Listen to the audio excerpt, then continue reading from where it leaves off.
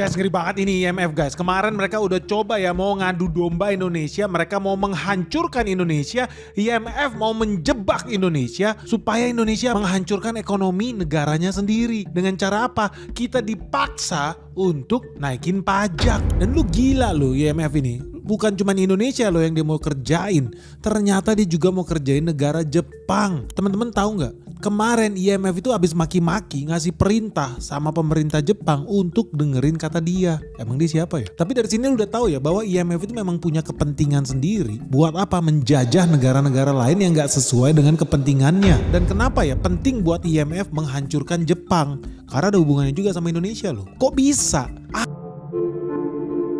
Jadi teman-teman udah resmi ya, IMF itu ngirim surat cinta ke Jepang, memaksa Jepang untuk segera menaikkan suku bunganya. Gila ini memang. Lo tahu ya kayak Indonesia aja sekarang kita pada megap-megap, banyak pengusaha-pengusaha kecil tuh mati. Guys, kenapa?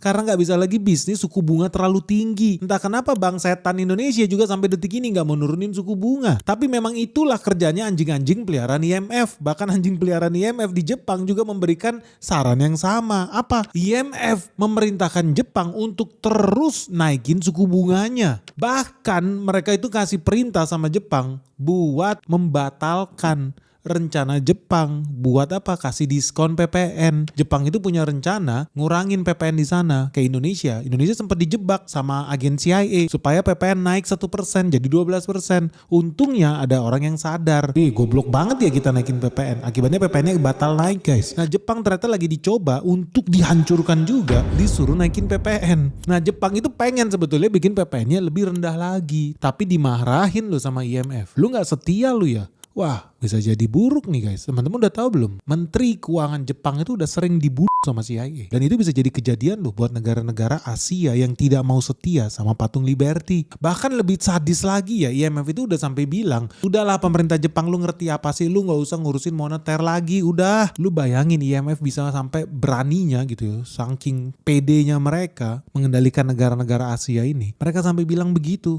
Lu gak usah ngurusin moneter, urusan moneter serahkan sama IMF. Urusan moneter serahkan sama anjing peliharaan mereka, Bank Sentral Jepang. Bahkan IMF sampai bilang, Bank Sentral Jepang harus dibiarkan independen, harus dibiarkan tetap kredibel.